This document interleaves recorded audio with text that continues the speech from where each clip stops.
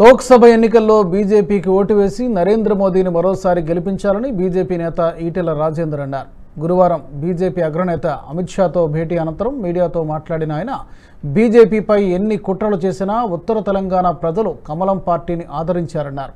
BJP గెలిచిన 8 సీట్లలో 7 సీట్లు ఉత్తర తెలంగాణలో గెలిచినవేనని గుర్తు చేశారు. తెలంగాణ అసెంబ్లీ ఎన్నికల్లో బీజేపీకి 15% ఓటింగ్ వచ్చిందని ఈటెల గుర్తు చేశారు. లోక్సభ ఎన్నికల్లో బీజేపీకి ఓటు వేస్తామని ప్రజలు చెబుతున్నారని వెల్లడించారు. అదే లండన్ ప్రధానమంత్రి దేవుడి మీద భారం వేసి మొక్కిండు, దేవుడా అని కాపాడమని చెప్పిండు. కానీ నరేంద్ర మోడీ గారు మాత్రం 140 కోట్ల ప్రజానీకానికి నేనున్నానట్టు ధైర్యం ఇచ్చిండు. ఆకలికి అలమటించకుండా ప్రతి వ్యక్తికి 5 కిలోల బియ్యం ఇచ్చి ఇవాటికి కూడా ఇవ్వడమే కాకుండా 2028 వరకు కూడా ఈ స్కీమ్ కొనసాగుతుందని చెప్పి బియ్యాన్ని అందిస్తున్న వ్యక్తి నరేంద్ర మోడీ గారు. 2014లో మన ఆర్థిక వ్యవస్థ 11వ స్థానం ఉండేది. అలాంటి దేశం ఇవాళ 5వ స్థానంలో నిలబడింది భారతదేశం. రేపు 3వ స్థానం కోసం పోటీ పడుతున్నది భారతదేశం. ఇవాళ రైల్వే వ్యవస్థ, నేషనల్ హైవేస్ వ్యవస్థ, ఇన్ఫ్రాస్ట్రక్చర్ వ్యవస్థ, ఒక్క మాటలో చెప్పాలంటే ఇవాళ అభివృద్ధిలో ప్రపంచానికి పోటీ పడుతున్న, ప్రపంచంలోనే అన్ని దేశాలతో పోటీ పడుతున్న దేశం ఇలా భారతదేశంగా ఎదుగుతూ ఉంది. 10 సంవత్సరాల మోడీ గారి పాలనలో ఇవన్నీ సాధ్యమైంది. కాబట్టి రేపు రాబోయే ఎన్నికల్లో మళ్ళీ మోడీ గారిని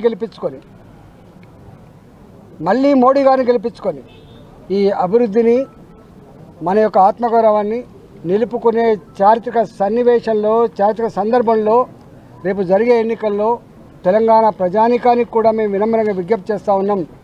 ఇవాళ ఒక్క స్కామ్ లేకుండా ఒక్క మంత్రి కూడా కింద తప్పు లేకుండా ఉండే మొట్టమొదటి గవర్నమెంట్ కావచ్చు. కోల్ స్కామ్ల గురించి విన్నాం మనం, 2G స్పెక్ట్రమ్ స్కామ్ల గురించి విన్నాం మనం. ఎందెందు వెతికినా అందందే స్కాములు ఉన్నాయి.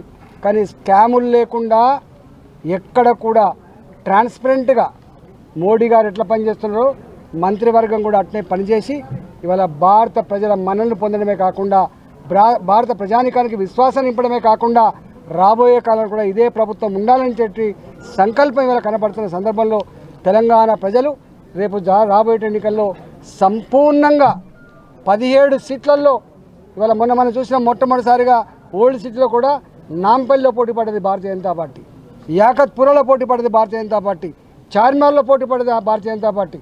ఇవాళ 16 సీట్లు కాదు, వేరే పార్టీ చెప్పిన 16 సీట్లు కాదు, రేపు 17 సీట్లలో భారతీయ జనతా పార్టీ ఫైట్ చేస్తుంది, తన సత్తా చాటుతుంది, నరేంద్ర మోడీ గారికి అండగా నిలుస్తుందని చెప్పి ఈ సందర్భంగా మేము తెలియజేస్తూ ఉన్నాం.